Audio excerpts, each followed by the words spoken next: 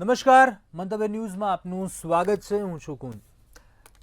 પાછલા કેટલાક વર્ષોથી કાર્ડિયાક એરેસ્ટ હૃદયરોગ પર હુમલાના બનાવમાં સખત વધારો થયો છે.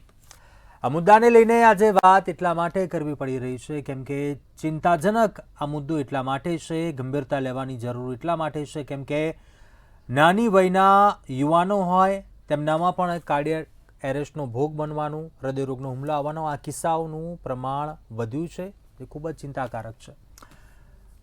આજે એક ઘટના સામે આવી. ગઈકાલે 42 વર્ષીય અભિનેત્રી, તેને પણ કાર્ડિયાક એરેસ્ટ આવવાની એવી પ્રાથમિક વિગતો છે. કાર્ડિયાક એરેસ્ટને લઈને તેનું મોત નીપજ્યું. આ પહેલાં પણ આપણે જોયું, કોરોના કાળ બાદ જે પ્રકારના કિસ્સાઓ વધ્યા છે, ઘણી એવી ઘટનાઓ સામે આવી છે. પશ્ચિમી સંસ્કૃતિનું અનુકરણ કરવાને લઈને કાર્યશૈલી લોકોએ બદલી છે. આજના યુવાનોએ ખાસ કરીને ખાણીપીણીથી લઈને જીવનશૈલીમાં ઘણા એવા બદલાવ લાવ્યા છે. નશાના ઘણા એવા દૂષણો તરફ પણ વળ્યા છે યુવાધન. મુદ્દા એવા ઘણા ચિંતાજનક છે. તેને લઈ શું આ પ્રકારની ઘટનાઓ છે વધી છે? હૃદયરોગના હુમલાનું આ પ્રમાણ વધવાનું કારણ શું? ખરેખર કેટલી ચિંતા કરવાની જરૂર છે? આ મુદ્દા પર સમાજને પણ ક્યાં બદલાવ લાવવાની જરૂર છે? તમામ મુદ્દાઓને લઈને ચર્ચા કરીશું આજે સીધો સંવાદમાં.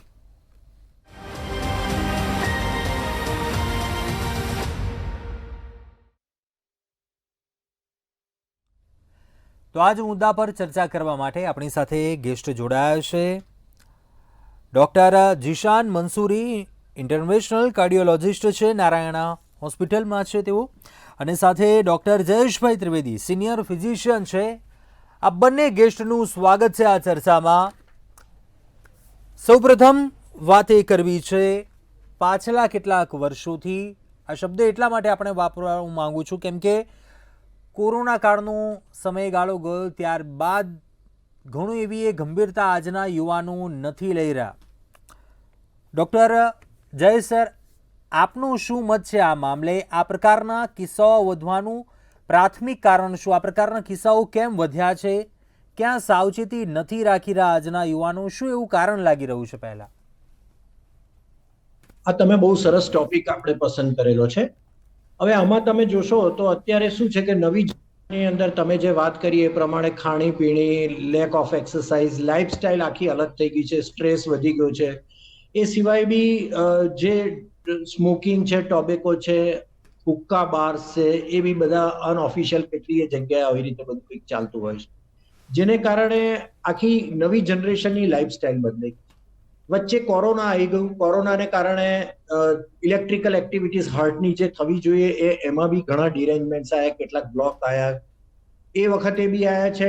લેટ ઇફેક્ટ ઓફ કોરોના બી અત્યારે ચાલતી હોય છે. લંગ્સને સિવાય હાર્ટ ઉપર અને બીજા ઓર્ગન્સ ઉપર બી એની ઇફેક્ટ પેનક્રિયાસ અને ડાયાબિટીસને એ થતી હોય છે. ત્રીજી વસ્તુ તમે જોતા હશો તો અત્યારે યંગ લોકોને એથેરોસ્ક્લેરોસિસ છે, કોરોનરી આર્ટરી ડિસીઝ છે, હાઇપરટેન્શન છે, અને ઇન્ડિયા એ ડાયાબિટીસની કેપિટલ કહેવાય છે કે જે પ્લિયોમોર્ફિક એની ઇફેક્ટ આવતી હોય, ઓર્ગન સિસ્ટમ ઇન્વોલ્વ થતી હોય છે, અને it is a progressive disease. તો એ સંજોગોમાં તમારી ખાણીપીણીને એ બધી વસ્તુઓ એ વસ્તુઓને જલ્દી પ્રેસિપિટેટ કરતું હોય છે. આ એક મોટા કારણો છે.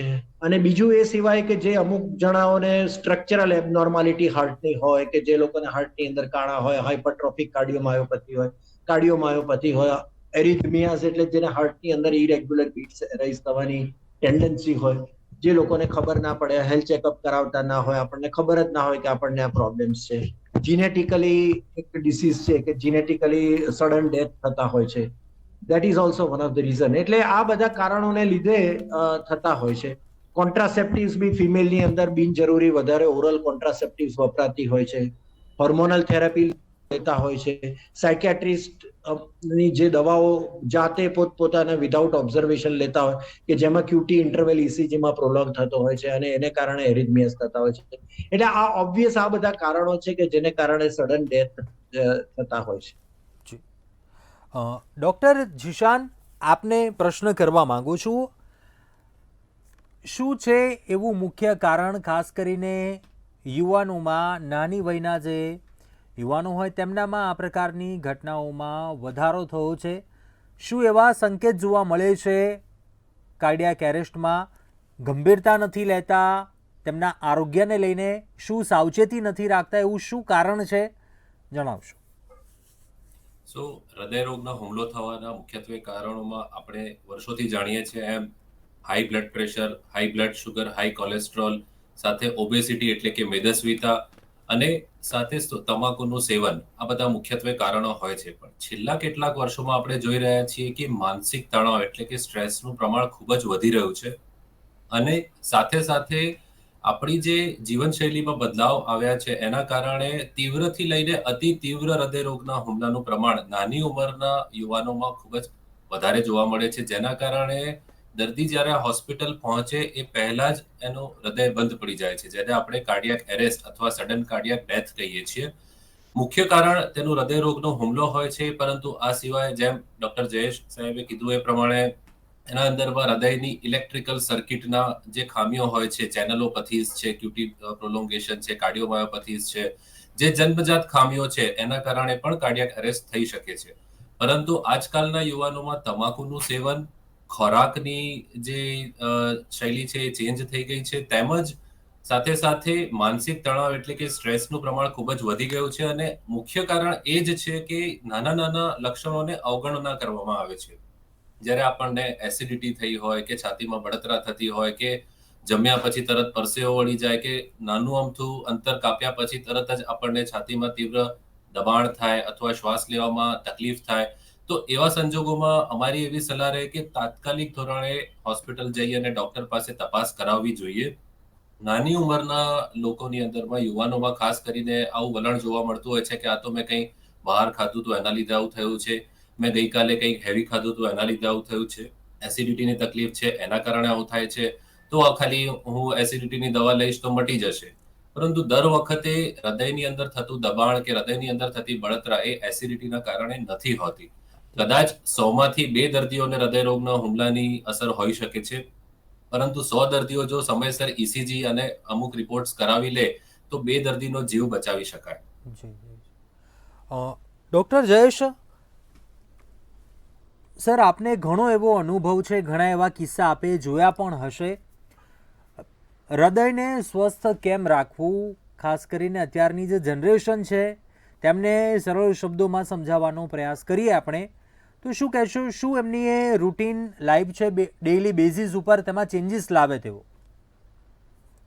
પહેલું જે જીશાનભાઈએ કહ્યું એ બિલકુલ સાચું છે. અમારા બંનેનું સેમ જ ઓપિનિયન છે એના માટે કે તમે ડાયટ તમારો ટ્રાન્સ ફેટી એસિડ્સ છે કે જંક ફૂડ છે કે એ બધો ડાયટ બિનજરૂરી વેસ્ટર્નાઇઝેશન જે ડાયટ છે એના બદલે તમે ફ્રૂટ્સ વધારે ખાઓ, ગ્રીન લીફી વેજીટેબલ્સ ખાઓ, તમારી સુવાની પદ્ધતિ, તમે રાત્રે 2-3 વાગ્યા સુધી જાગો અને એ બધી જે સર્કાડિયન રિધમ બોડીમાં થતા હોય છે એને તમે ડિસ્ટર્બ કરવા ટ્રાય નહીં કરો. તમે જે નોર્મલ 10 વાગે સુઈ જતા હો કે 10:30, 11 વાગે સુઈ જતા હો, 6 થી 7 કલાકની તમે ઊંઘ લો.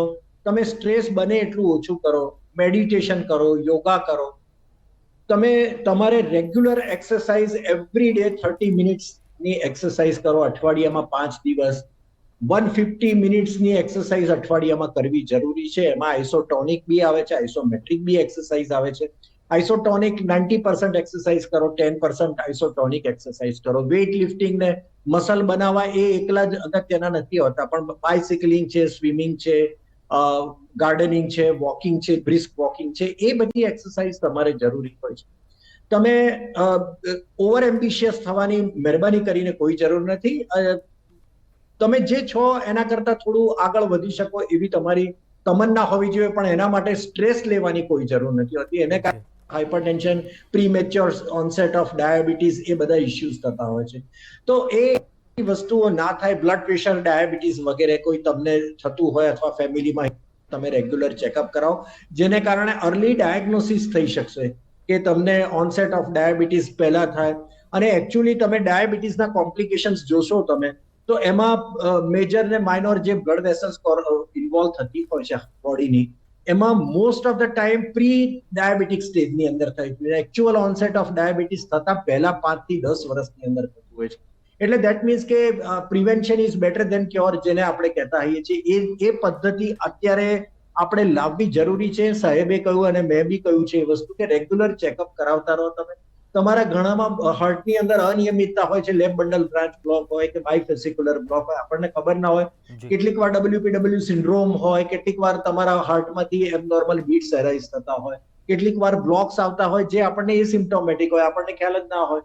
માઇનોર એરિથમિયાસ થતા હોય, તમને રન્સ ઓફ એસવીટી વીટીઝ આવતા હોય, તમને ખબર જ ના હોય. તો એ બધા વસ્તુઓ લાઈફ થ્રેટનિંગ થતું હોય છે. એટલે અને તમાકુ કોઈ પણ ફોર્મમાં તમે લો, હું તમાકુ લેતો હોઉં કે સ્મોકિંગ કરતો હોઉં કે હુક્કા બારમાં હોય કે કોઈ બી બીજી કોઈ બી રીતે એ લેતા હોય, એ બધું નુકસાનકારક છે. એટલે મહેરબાની કરીને ના, આલ્કોહોલ લેવાનું તમે મહેરબાની કરીને એવોઇડ કરો. બીજી ડ્રગ્સ જે અમુક આવતી હોય છે કે જેને કારણે એડિક્શન થતું હોય છે, એ બધી વસ્તુઓ તમે વિધાઉટ મોનિટરિંગ મેડિકલ થેરાપી જાતે કરવાની પદ્ધતિ ના રાખો. You take N advice of doctors who are very well qualified, અને એ લોકો તમને ગાઈડન્સ કરશે, તમને ગાઈડ કરશે કે જેનાથી આ બધું પ્રિવેન્શન થાય છે.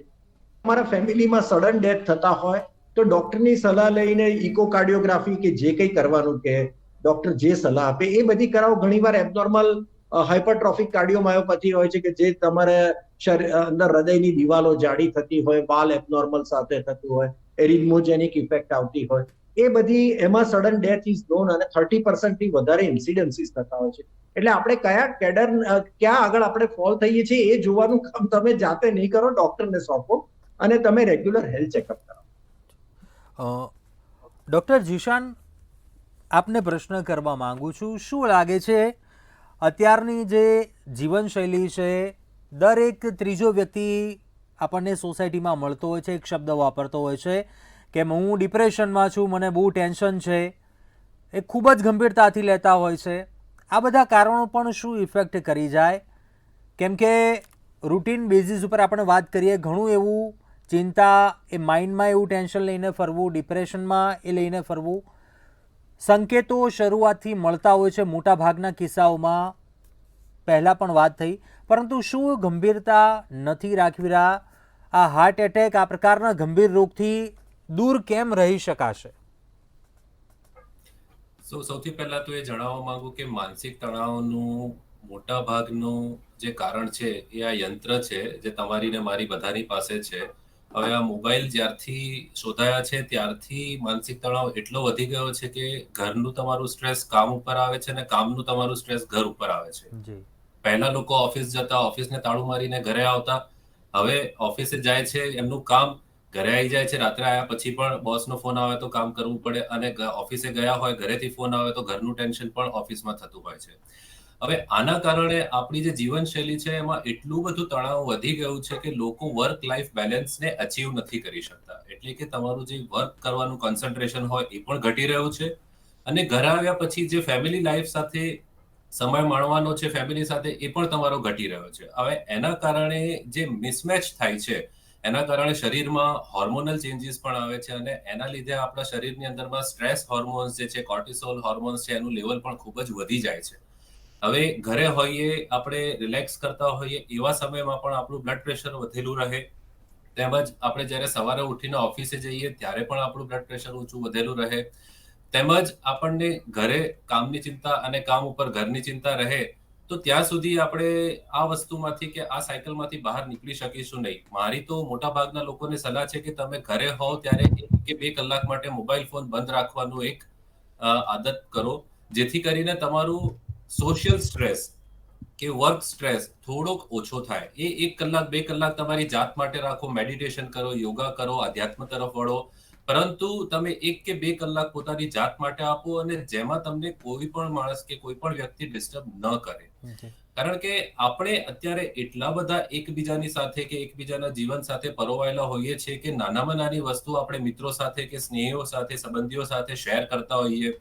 એમને કઈ તકલીફ પડે તો આપણી સાથે શેર કરે, પરંતુ ઘણી વખત વધારે પડતું શેર કરવાના કારણે આપણા મગજમાં એટલું બધું જ્ઞાન ભેગું થઈ જાય છે કે 10 ઘર છોડીને કોઈને હૃદયરોગનો હુમલો આવ્યો હોય ત્યારથી આપણને છાતીમાં દુખવાનું શરૂ થઈ જાય. આપણા કોઈ સગા સંબંધીને કાર્ડિયાક એરેસ્ટ થાય ત્યારથી આપણને લક્ષણો આવવાનું ચાલુ થઈ જાય. અને જ્યારે ખરેખર લક્ષણો આવે કે જ્યારે રાત્રે મોટાભાગના હાર્ટ એટેક કે હૃદયરોગના હુમલા મધરાત્રિ થતા હોય છે.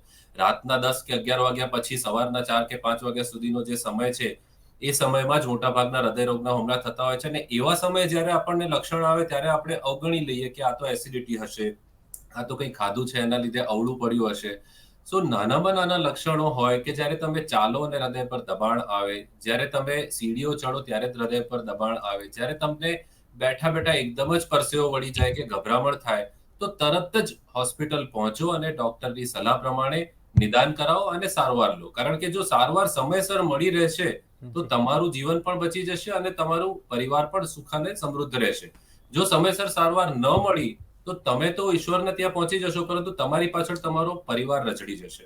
એટલે મારી દર્શક મિત્રોને એટલી જ વિનંતી છે કે નાનામાં નાના લક્ષણોને અવગણ્યા વગર તમે જઈ અને ડોક્ટર પાસે નિદાન તેમજ સારવાર કરાવો. ડૉક્ટર જય સર, આપને પ્રશ્ન જી. કરવા માંગુ છું.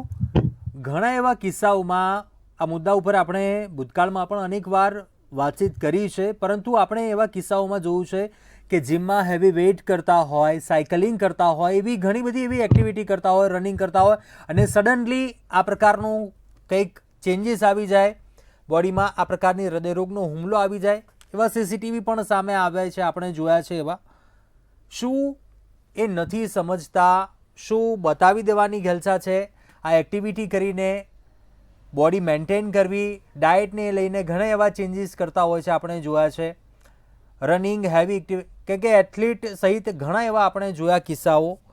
શું આ ગંભીરતા નથી દાખવી રહ્યા આમાં? આ મુદ્દાને લઈને શું કહેશો? હવે આ શું છે કે એક્સરસાઇઝ જે તમે આપે વાત કરી જીમમાં, એ જીમમાં એક્સરસાઇઝ કરાવનારા ક્વોલિફાઈડ લોકો નથી હોતા, જે લોકોને મેડિકલ જ્ઞાન બહુ લિમિટેડ હોય છે અથવા હોતું જ નથી. એ લોકો તમને આર્નોલ્ડ ને એ બધાના ફોટા બતાવીને કે તમે આમના જેવું બોડી બનાવો ને આ કરો ને તે કરો ને હેવી વેઇટ લિફ્ટ કરો. હવે આઇસોટોનિક એક્સરસાઇઝ સારી છે, પણ આઇસોમેટ્રિક એક્સરસાઇઝ અમુકથી વધારે કરો એટલે તમારો હાર્ટ રેટ વધે, બ્લડ પ્રેશર વધે, બોડીમાં કેટેકોલેમાઇન સિક્રેટ થાય, સ્ટીરોઇડ સિક્રેટ થાય, ગ્રોથ હોર્મોન સિક્રેટ થાય. એ બધા નુકસાન કરતા હોર્મોન્સ છે કે જે તમારું બ્લડ પ્રેશર, ડાયાબિટીસ, કોલેસ્ટ્રોલ, એથેરોજેનિસિટી એ બધું જ વધારતા હોય છે. એ અનમોનિટર્ડ કરો, તમારા હાર્ટ રેટ વધે. નોર્મલી તમારી અમે ટ્રેડમિલ કરાવીએ છીએ એક્સરસાઇઝ, તો અમારો એમાં પ્રોટોકોલ છે કે પ્રોટોકોલમાં એક્સરસાઇઝ એટલી જ કરવાની કે જેમાં તમારું 220 માઇનસ હાર્ટ રેટ હોય, એને મેક્સિમમ હાર્ટ રેટ કહેવાય, અને તમારું કોમ્પ્રોમાઇઝ માયોકાર્ડિયમ હોય, જ્યારે અમને ડાઉટ હોય કે એમાં કોરોનરી આર્ટરી પ્રોબ્લેમ્સ છે અથવા તો એલવી ડિસફંક્શન થવાની શક્યતાઓ છે, તો અમે એને ઓછા સબસ્ટાન્ડર્ડ કરાવતા હોઈએ છીએ એક્સરસાઇઝ કે જેમાં ટાર્ગેટ હાર્ટ રેટ એચીવ કરતા 85% ઓફ ધ એમએચઆર. તો એ મોનિટર્ડ થતું હોય છે. માઇનોર બી ઇસીજીમાં ચેન્જીસ આવે તો અમે તરત બંધ કરી દેતા હોય છે, અથવા એરિથમિયાસ આવે, અથવા બ્લડ પ્રેશરના ફ્લક્ચ્યુએશન આવે, અથવા તો કોઈ પણ મેડિકલ અમને લાગે કે આમાં પ્રોબ્લેમ થઈ શકે છે, લેફ્ટ મેઇન કોરોનરીના ઇશ્યુઝ થતા હોય એવું દેખાય અમને કે આમાં થઈ શકે એવું છે, તો અમે તરત બંધ કરી દેતા હોય. હવે આ લોકો વિધાઉટ મોનિટરિંગ એક્સરસાઇઝ કરતા હોય, એ લોકોનું હાઇડ્રેશન બરાબર નથી હોતું, ઇલેક્ટ્રોલાઇટ ઇમ્બેલેન્સ થતા હોય છે, સોડિયમ, પોટેશિયમ, કેલ્શિયમ બધું ઇરેગ્યુલર થઈ જતું હોય છે. એ લોકો મન ફાવે એવું સાદું પાણી પીતા હોય, પીતા બી હોય ના બી પીતા હોય, ફોર્મેશન ઓફ લેક્ટિક એસિડોસિસ થતું હોય છે, મેટાબોલિક એસિડોસિસ થતું હોય છે. તો એ બધું એરિથમિયાસ હાર્ટની અંદર અનિયમિતતા ઊભું કરે છે, હાર્ટની વેસલોના કોન્સ્ટ્રિક્શન કરે છે અને એટેક આવી શકતો હોય છે. એટલે ઘણીવાર આપણે જોતા હોઈએ છીએ કે આમાં ટ્રેડમિલ કર્યું હોય અથવા તો પેલા એક્સરસાઇઝ વેઇટ લિફ્ટિંગ કર્યું અને ત્યાં પેલો પડી જાય અને મરી જતો હોય છે. એ આ બધા કોમન વસ્તુઓ છે. અને હંમેશા કોઈ પણ વ્યક્તિએ એક્સરસાઇઝ કેવી રીતે કરવી, ગ્રેડેડ એક્સરસાઇઝ હોય, એ ગ્રેડેડ એક્સરસાઇઝ અંડર મોનિટરિંગ કરવાની હોય છે, અને એ વખતના જે ચેન્જીસ થતા હોય ડોક્ટરની પરમિશન પછી જ તમે કરો તો બરાબર છે. એટલે એ બધા મેઇન કારણો આ છે કે ઇલેક્ટ્રોલાઇટ ઇમ્બેલેન્સ છે, ડિહાઇડ્રેશન છે, તમારી જરૂર કરતા વધારે કેપેસિટીની અંદર તમે હાર્ટ રેટ, બ્લડ પ્રેશર વધાર્યું કે એને કારણે આરપીપી પ્રોડક્ટ તમારી બહુ વધી ગઈ કે વિચ હાર્ટ કેનોટ ટોલરેટ. અને એ સિવાય બી સ્ટ્રક્ચરલ હાર્ટની એબનોર્માલિટી હોય, એઓર્ટિક સ્ટીનોસિસ હોય, અથવા તો હાઇપરટ્રોફિક કાર્ડિયોમાયોપેથી હોય, અથવા તો એરિથમોજેનિક ઇફેક્ટ હાર્ટની અંદરથી આવતી હોય, એ વખતે તમે આ એક્સરસાઇઝ કરો તો એને કારણે વેન્ટ્રિક્યુલર ટેકિકાર્ડિયા થાય, અથવા તો ફાસ્ટ વીઆર થઈ ગયું હોય, કોઈ બી એટલે કોઈ પણ પ્રકારના એરિથમિયાસ થઈને તમને આ સડન ડેથ થઈ શકતી હોય છે. ડૉક્ટર જીશન, આપને પ્રશ્ન કરવા માંગુ છું. લોકોના માઇન્ડમાં હજુ પણ ઘણી એવી અસમંજસ છે કે આ વેક્સિન લીધી, આ દવા લઈ લીધી, એની આડઅસર થઈ. શું અસમંજસ છે લોકોના માઇન્ડમાં હજુ પણ? તેના ઉપર પ્રકાશ પાડવો છે મારે કે ખરેખર મુખ્ય કારણ કંઈક અલગ છે અને લોકો સમજી નથી રહ્યા, એ સમાજ એ લોકો એક્સેપ્ટ નથી કરી રહ્યા એ વસ્તુને, તેને લઈ શું કહેશો? સો કોરોના વાયરસ આવ્યા પછી અને કોરોના વાયરસના વેક્સિન લીધા પછી જેમ યુવાઓમાં આપણે જોઈ રહ્યા છીએ કે હૃદયરોગના હુમલાનું પ્રમાણ વધી રહ્યું છે, તો ઘણા ખરા લોકો એને વેક્સિનની આડઅસર સાથે પણ જોડે છે. હવે એના ઉપર Indian council of medical research એટલે કે ICMR એમણે એક રિસર્ચ કર્યો હતો અને એમણે કરોડો લોકો જેમને કોરોના વાયરસની વેક્સિન લીધી છે એમના ટેસ્ટ કર્યા, એમના ફોલોઅપ લીધા અને એના પછી એ જાહેર થયું કે કોરોના વાયરસના વેક્સિન લીધા હોય અને ન લીધા હોય એ બંને વચ્ચે હાર્ટ એટેકનું પ્રમાણ વધ્યું હોય અથવા હાર્ટ એટેકનું પ્રમાણ વધારે છે કે ઓછું છે એ વચ્ચે કોઈ પણ પ્રકારનો સ્ટેટિસ્ટિકલ ડિફરન્સ કે સ્ટેટિસ્ટિકલ સિગ્નિફિકન્સ આવ્યો નથી. એનો મતલબ કે કોરોના વાયરસની વેક્સિન લીધી છે કે નથી લીધી એને અને હૃદયરોગના હુમલાને કોઈ જ લેવા દેવા નથી. પરંતુ કોરોના વાયરસનું ઇન્ફેક્શન જેમને થયું છે એમના કેસમાં કે એમના કિસ્સાઓમાં ક્લોટ બનવાની જે પ્રોપેન્સિટી છે કે ક્લોટ બનવાની જે શક્યતાઓ છે એ ખૂબ જ વધારે હોય છે. એ ક્લોટ તમારા પગની શિરાઓમાં પણ થઈ શકે છે, એ ક્લોટ તમારા હૃદયની ધમનીઓમાં પણ થઈ શકે છે, ઘણા ખરા લોકોને મગજની નસોમાં પણ ક્લોટ બનતું હોય છે. જો તમને કોરોના વાયરસનું ઇન્ફેક્શન થયું છે, કોવિડ વાયરસનું ઇન્ફેક્શન થયું છે અને જે તે સમયે તમને જે લોકોને ખાસ કરીને લંગ્સમાં અને બાકીના ઓર્ગન્સમાં પણ એની અસર થઈ હતી, એવા દર્દીઓને ક્લોટ બનવાની પ્રોપેન્સિટી એટલે કે થ્રોમ્બોજેનિસિટી ખૂબ જ વધારે હોય છે. એટલે જે દર્દીઓને કોરોના વાયરસનું ઇન્ફેક્શન થયું હોય તેમણે ખાસ કરીને નાનામાં નાના લક્ષણો ઉપર તરત ડોક્ટરની સલાહ પ્રમાણે નિદાન તેમજ સારવાર કરાવવી જોઈએ. જી જી. જય સર, આપનું શું માનવું છે આ મામલે? બિલકુલ બિલકુલ, જે જીશાનભાઈએ વાત કરી એ વાત સાથે હું તદ્દન સંમત છું. હકીકતમાં એવું છે, ફાઇઝરની વેક્સિન જે આવેલી એ ફાઇઝરની વેક્સિનને કારણે સડન ડેથ ને માયોકાર્ડિયલ ઇન્ફાર્ક્શન અમેરિકામાં આવેલી. એ સિવાય જોન્સનની વેક્સિન હતી એ બી ડાઉટફુલ હતી પણ એ વિડ્રો થઈ ગયેલી છે, એટલે એનું અસ્તિત્વ અત્યારે છે. ને ઇન્ડિયામાં જે વેક્સિન અપાયેલી છે એમાં એટલી બધી એથેરોજેનિસિટી આવતી જ નથી. અને જે જીશાનભાઈએ વાત કરી એ પ્રમાણે કોરોના વાયરસને કારણે આ જ્યારે લોકોને કોવિડ ઇન્ફેક્શન થયું હોય તો એ સ્ટેજે એ એથેરોજેનિસ ઇફેક્ટ વધારે થતી હોય છે અને એને કારણે કોએગ્યુલેશન ઇન્ટ્રાકોરોનરી કે કોઈ બી બોડીની કોઈ બી ઓર્ગનમાં સ્ટ્રોક થતું હોય, મેઝેન્ટ્રિક આર્ટરી થતી હોય, પેરિફરલ આર્ટરી થતી હોય, એવાસ્ક્યુલર નેક્રોસિસ હિપબોન થતું હોય અને કેટલીક દવાઓ સ્ટીરોઇડ્સ કે એવું બધું વપરાયું તો રેમિડેસિવિર આવે છે જે એન્ટીવાયરલ ડ્રગ હતી એ બી ક્યુટી ઇન્ટરવેલ પ્રોલોંગ કરતી. એટલે એવી બધી ડ્રગને કારણે એ થતું હોય છે, બરાબર છે. પણ એ સિવાય બાકી વેક્સિનને કારણે અત્યારે 185 કરોડમાંથી 185 કરોડ ડોઝ ગયેલા છે વેક્સિનના ઇન્ડિયાની અંદર અને એમાંથી તમે જે લિમિટેડ નંબર ઓફ ડેથ્સ થતા હોય કે જે વીઆઈપી ડેથ થતા હોય છે એને આપણે હાઇલાઇટ કરીને આપણે એવું વિચારતા હોઈએ કે કોરોનાને વેક્સિનને કારણે. એવું નથી, પહેલા બી એટલા ડેથ થતા હતા જે આપણે અનનોટિસ હતા. અત્યારે તમારી ન્યૂઝ ચેનલ્સ ને બધાનું મીડિયાની બધી વોચ વધારે છે એને કારણે આપણે વધારે આઈડેન્ટિફાઈ કરી શકીએ છીએ, રિપોર્ટિંગ વધારે થાય છે.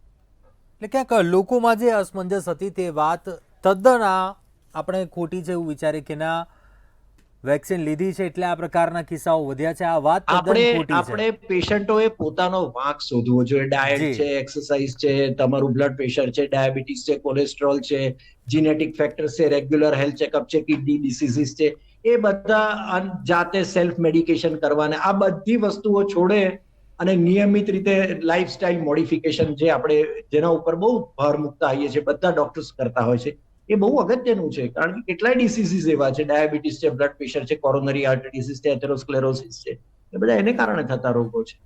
જી જી, સમયનો અભાવ છે, આપણે ચર્ચા સમાપ્ત કરીશું. ડૉક્ટર જયેશભાઈ ત્રિવેદી અને ડૉક્ટર જીશાનભાઈ મંસૂરી આ બંને ચર્ચામાં જોડાયા અને ખૂબ સરસ અભિપ્રાય આપ્યો. દર્શક મિત્રોને ખૂબ ખૂબ આભાર આપ બંનેનો. અંતમાં કહેવું એટલું છે, ઘણા એવા કિસ્સાઓ સામે આવે છે હૃદયરોગના હુમલાના, પરંતુ મુખ્ય બાબત જે સમજવાની છે આજના સમાજને, સોસાયટીને, કે કાર્યશૈલી બદલાઈ છે, કામનું ભારણ ચોક્કસથી વધ્યું છે, ટેકનોલોજીની સાથે, વિકાસની સાથે છે આપણે, પરંતુ ક્યાંક આપણી જીવનશૈલી આપણે બદલવાનો ક્યાંક એ પ્રયાસ કરી રહ્યા છે, તે ન કરવો જોઈએ. બોડીમાં આવતા જે ચેન્જીસ છે તેના ઉપર પણ ખાસ નાના નાના સંકેતો જે કદાચ મળતા હોય તે તમામ એવા મુદ્દાઓ છે તેને લઈ ધ્યાન રાખવાની ખૂબ જ જરૂર છે.